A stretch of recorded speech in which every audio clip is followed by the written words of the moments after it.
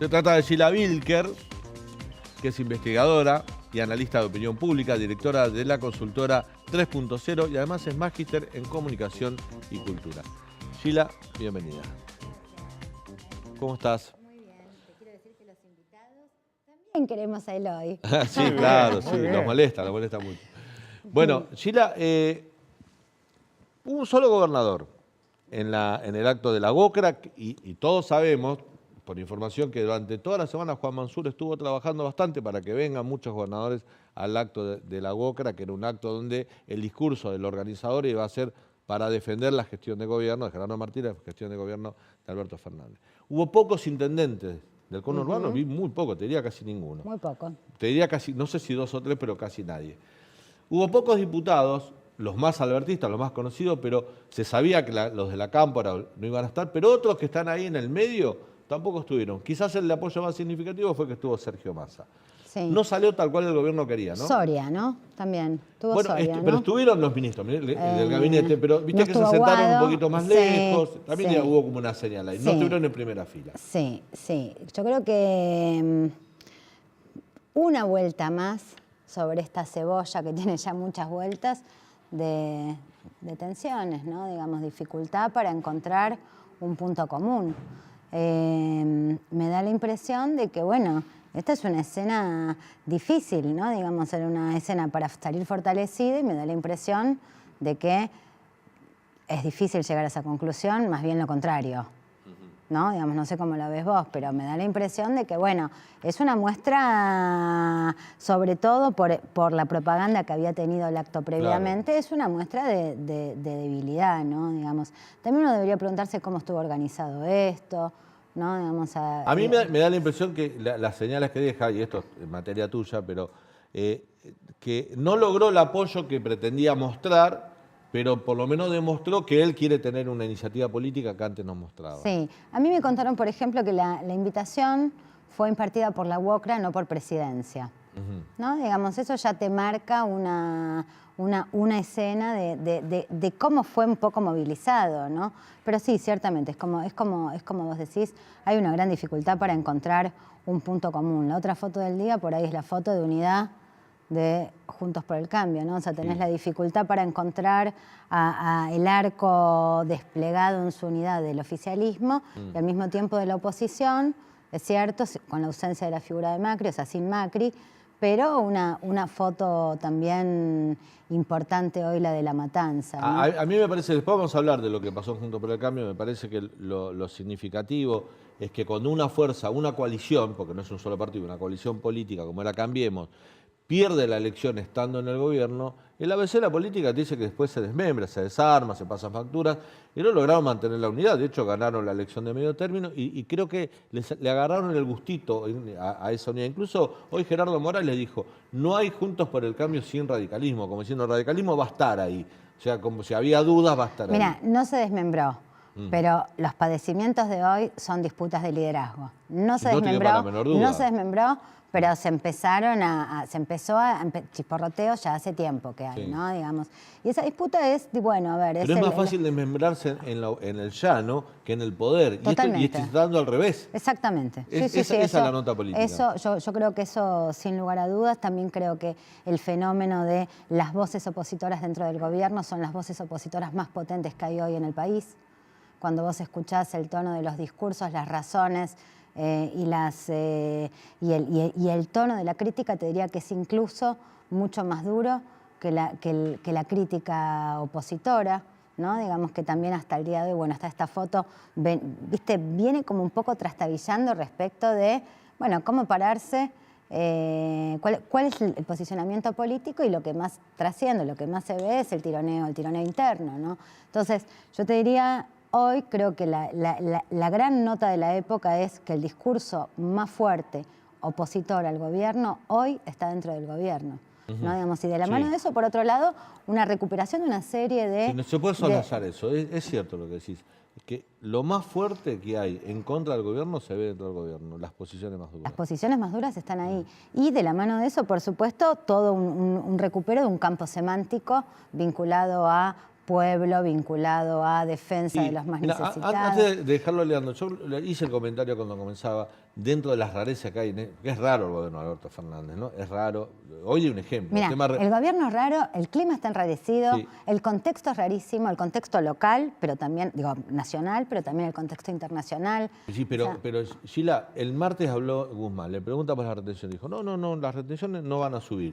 Hoy a la mañana dijo, necesito subir las retenciones para bajar los precios internos, quiero convencer al Congreso. 2 horas después habla el ministro de Agroindustria, Julián Domínguez, dice, no vamos a subir las retenciones. O sea, el presidente desmiente al ministro de Economía y después el ministro de Agro desmiente al presidente. O sea, eso es raro, esto no se vio. ¿Y sabés qué es lo más raro de eso? Que pareciera que son 3 actores que están relativamente en fila. Claro, que no son los actores que están en pugna. Claro, son del mismo lado, son dimes y diretes Sí. de un lado de la disputa oficialista. Así que ahí lo que vos ves, eso ya más que disputa, eso es falta de coordinación, falta de criterio, dificultad para trazar un rumbo. Perdón, en el caso de Julián Domínguez es falta de respeto al liderazgo. Yo, si el presidente, soy ministro, y el presidente a la mañana dijo algo, por lo menos no hablo y después lo consulto. No puedo salir a desmentir al presidente. O sea, esto es lo raro de esta gestión, ¿no? Digo, esa falta de respeto por ese liderazgo. Al presidente no se lo desmiente. Un ministro no lo desmiente. En todo caso no habla. Sí, y en todo caso lo que debe hacer es retirarse, ¿no? Claro, sino dar un paso al costado. O sea, estas tensiones, bueno, yo creo que no es el primer caso, ¿no? Digamos, ni es el primer, dentro de este gobierno, ¿no? Ni es el primer caso, ni es la primera tensión, ni es el primer desafío a la palabra presidencial.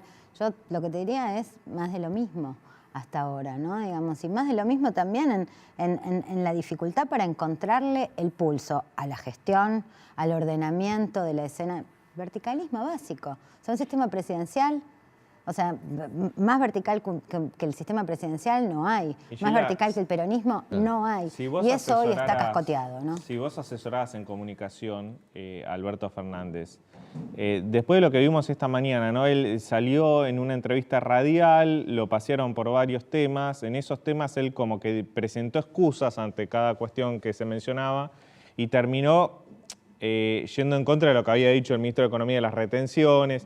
¿Qué le aconsejarías al presidente? Porque parece que cada vez que habla como que se diluye también su palabra y su autoridad.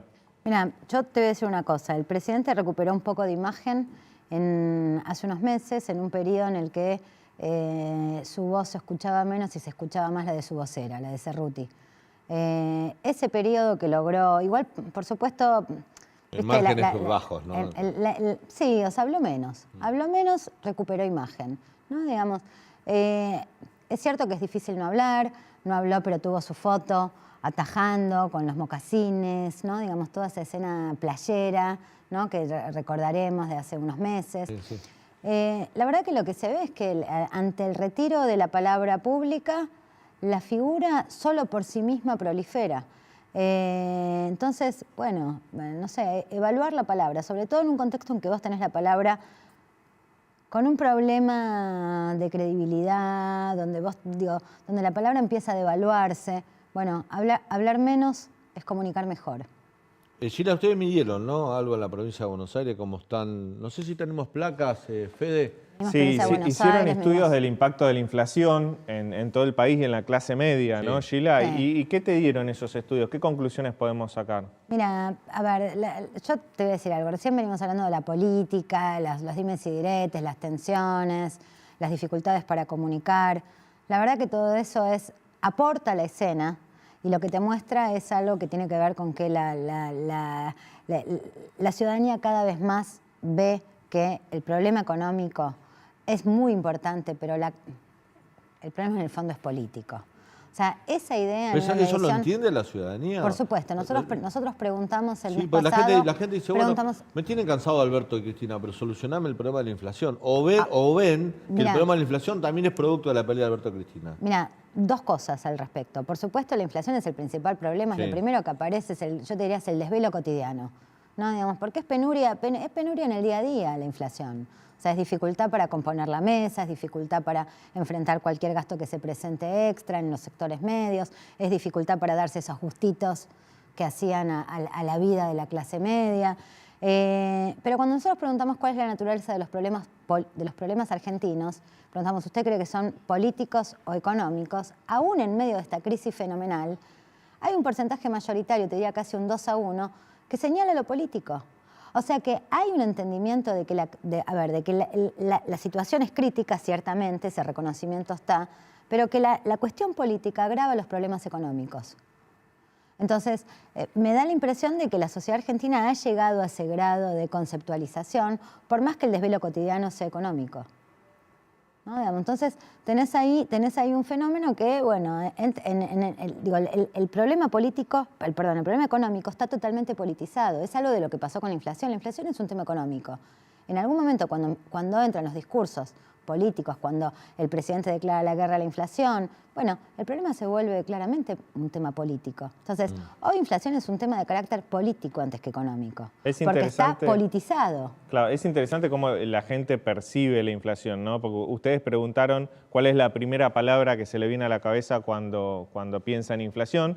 Y muchos, ahí lo estamos viendo en pantalla, las palabras que contestaban los encuestados por la consultora de Gila, muchos decían pobreza, tanto en el total país como en la clase media, ¿no? Sí, sí. La asociación entre inflación y pobreza y empobrecimiento es absoluta, es total, digamos. Vos ahí tenés como una especie de naturalización de la dinámica inflacionaria con la dinámica de la pobreza. Es algo que, bueno, yo creo que también es no siempre hemos visto esta asociación tan natural entre unas y otra idea, ¿no? Entre inflación y pobreza. Antes por ahí inflación tenía que ver con otras cosas. Hoy esa asociación está presente. Y sobre todo en la clase media, ¿no? Digamos, donde, bueno, se cruza también corrupción, ¿no? Sí. A ver, qué raro. ¿Cuál es la primera palabra que se te viene a la cabeza cuando pensás en inflación, ¿no? Pobreza es lógico, aumentos, pero veo muy destacado corrupción. Sí, corrupción está como en un segundo orden. ¿Por qué la gente relaciona la corrupción con la inflación? Mira, esto tiene que ver, si ahí vos tenés la apertura por total país versus clase media. Si ves la apertura por último voto de Fernández versus voto de Macri, lo que vas a ver es que corrupción es una lectura cercana al elector de Juntos. Que básicamente corrupción en el elector de Juntos no es solo un fenómeno de vueltos vinculados a la obra pública, sino yo te diría casi un lente de aumento para entender lo social. Corrupción es la dinámica que hace que todo fracase, ¿no? Claro. Digamos, yo te diría casi como un principio explicativo de todos nuestros males. Y eso es algo que está muy presente, por eso hay un linkeo de corrupción con la idea de privilegios, por eso hay una idea de corrupción con la idea de fracaso educativo, con la idea de inseguridad, con la idea, como si la corrupción explicase casi todos los problemas argentinos. Eso en una parte importante del electorado de Juntos por el Cambio está presente y sigue presente aun cuando sus dirigentes hayan dejado de hablar del tema. Porque si vos analizás el grueso de los discursos que hay hoy de la oposición, bueno, vas a encontrar cada vez menos la palabra corrupción. Vas a ver que están hablando de otras cosas, pero no de corrupción. Y cuando se le preguntan recortes, si tuvieron que hacer recortes de gastos en el último tiempo, total país, total clase media, mayoritariamente sí. 9 de cada 10 argentinos hicieron recortes. O sea, esto realmente es un bombazo. Cuando ves esto... ¿Y recortes de qué tipo? Bueno, lo preguntamos, no sé si tenés la placa para mostrarla, pero lo preguntamos. Básicamente a nivel total país en general son consumos culturales, ¿no? Se arranca por ahí siempre, ¿no? Mira, en la clase media es lo más fuerte, salidas y entretenimientos. Sí, ahí lo vemos, mira, a ver si lo podés leer, Elian, que está 50 puntos. Sí, casi. ¿En qué áreas tuvo que realizar recortes? Total país, salidas y entretenimientos, 47,9%. Hay entretenimiento, uno puede ver consumos culturales, cine, luego teatro, alimentos, ese tipo de por cosas. supuesto. Alimentos muy altos. Muy altos los alimentos. Una hamburguesa, ¿no? Digamos, o sea, un recorte la salida con los nenes a comer una hamburguesa, la salida esos recortes están, cuando vos ves total país, el tema alimentos es preocupante, arriba de 40 puntos, 45, 46 puntos. En la clase media el recorte de alimentos es del 22%, 21,7%, pero igual es fuerte. Vos pensás que 2 de cada 10 personas de clase media definida por criterios estructurales, no por ingreso, o sea, la verdadera clase media, no el que se autopercibe clase media, con condiciones estructurales de clase media, tuvo que cambiar su dieta. Esto es algo que nosotros lo vemos con una claridad total en la fase quali de la investigación, donde te cuentan efectivamente en qué recortan, digamos, donde aparecen, no sé, el fenómeno del tarjeteo, ¿no? El tarjeteo para gasto corriente, la preocupación por el alimento balanceado para el perro. Digo, fíjate a qué nivel de preocupación mueve el achicamiento o la pérdida de poder adquisitivo, ¿no? Ropa en tercer lugar en total país, pero segundo lugar en total clase media. Y fue un tema que hoy fue abordado por Alberto Fernández, el tema de la primera los vez que viste aumentos, contra Alberto Fernández contra el la sector industria textil. Siempre fue como muy protegido. De hecho, los empresarios del sector de alimentos se quejaban de que contra ellos iban las críticas y nunca iba contra el sector textil. Y Alberto, desde que es presidente, es la primera vez que viste contra ese sector. Así es.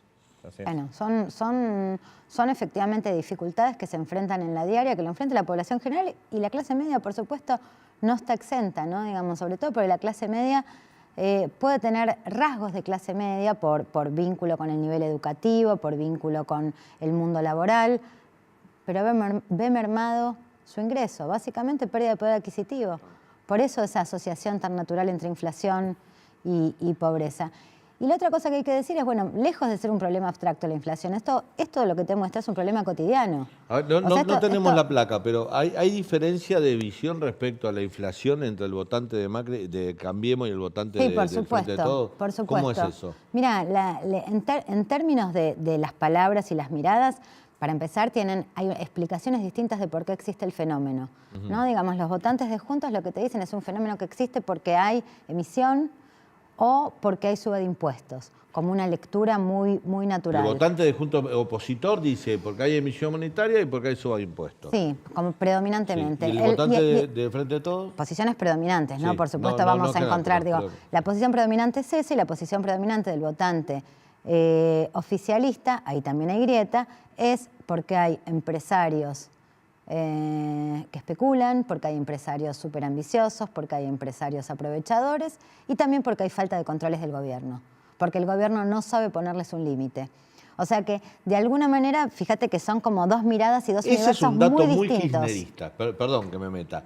Eso de que la inflación es culpa de los 15 formadores de precios es un discurso muy kirchnerista del sector más duro, que otros lo arrebatan y dicen, siempre controlaron eso y nunca pudieron frenar la inflación. Controlar eso es algo momentáneo, pero se ve que hizo carne en un sector de la... Es mirada de mundo, claro. Es mirada de mundo, ¿no? Digamos, son los anteojos con los que se lee el fenómeno. Esto por un lado. Por otro lado, esta explicación de alguna manera se traslada a esto que nosotros llamamos el top of mind, que es la primera palabra que se te viene a la cabeza al pensar en un problema, y por supuesto en el universo, de la nube de palabras del votante de Juntos, aparece, bueno, justamente emisión, impuestos, corrupción, como especificidades propias de ese segmento, y del otro lado también aparece FMI, ¿no? Como, claro, como un fenómeno vinculado, como especificidades. Está totalmente ¿no? relacionado con ese discurso político, digamos, claro. Entonces, bueno, lo que vos ves es que la grieta ordena lecturas.